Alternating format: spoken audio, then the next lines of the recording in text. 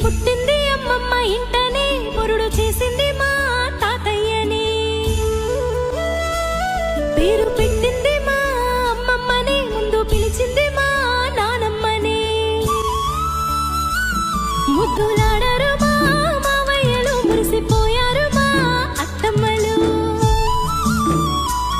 మా అమ్మమ్మ ఎప్పుడు కాపలా చూసుకున్నది కంటికి రెప్పలా లాల పోసింది జోల పాడింది బుగ్గ చుక్క పెట్టి